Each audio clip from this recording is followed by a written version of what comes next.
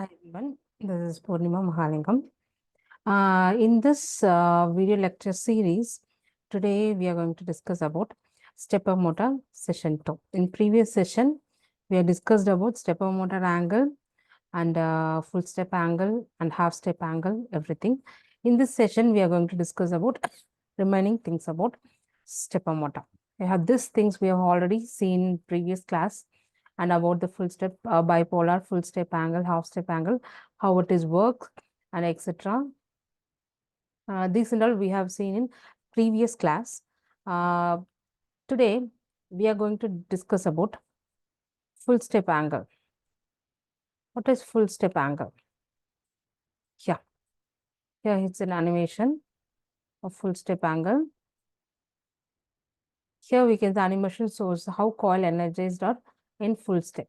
How the coil is energized, full step. First the coil A is energized, then coil switch B is closed and B is energized, and coil C is closed, C is energized, and finally D is closed, D is energized. This is what how the full step angle is energized. We can see now the position 1 to 8. Now we can see the position 1 to 8. What is this? Half step clockwise stepper motor rotate in a position of 1 to 8. This is half step. Here we can see the half step angle. Here we can see the opposite pole. Here we can see the opposite pole. When opposite pole, what happens? It is in off condition. It is in off condition. Half north pole and south pole. So opposite pole, this is in off condition. Okay. Now coming to single pole. Here see first the coil 4 is the pole number 4 is energized.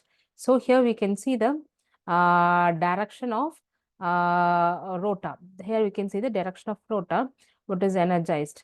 Here the next comes, here then this angle is now energized. First coil A is energized. You can see A is energized, and we can see the electromagnetic field is produced and it is attracted because the opposite pole is attracted. Opposite pole is attracted. Now coming to the dual. Now we are energizing two poles. Now we are energizing two poles. So pole A and pole B. What happens here is, here we are energizing two poles. Then what happens, this rotor will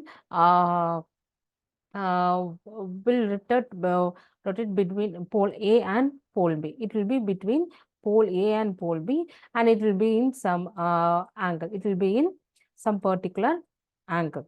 Okay, this is the dual variation. Now coming to both. So both single and dual energizing the field. What happens? What happens here? It again comes back to its original position. Here now next is winding. This is winding 1, this is winding 2. Now we are using two windings. Now we are using two windings. What happens? Here we have this is north pole and we have an windings, the current flows. Here we have two windings. In previous we have seen we have separate windings for separate pole. But here we are having only two windings for 4 poles. See what happens here. It is first the current direction flows from winding 1. Now next current direction from north flows from winding 2.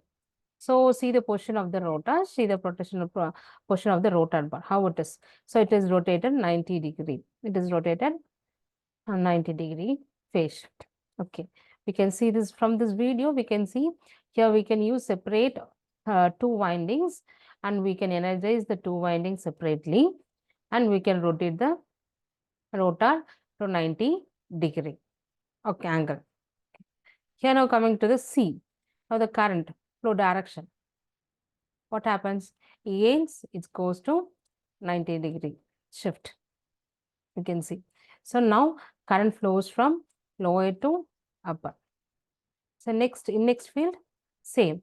The current flows from here to here. Again, it comes to comes back to its original position. So phase shift is 90-degree phase shift. Okay. Here comes with this. Today we can stop our lecture. In next class we can continue applications of stepper motor and basics, why it is angle, why the angle, how the angles are varies, how we can varies, and we can control everything we can see in next part. Okay, thank you.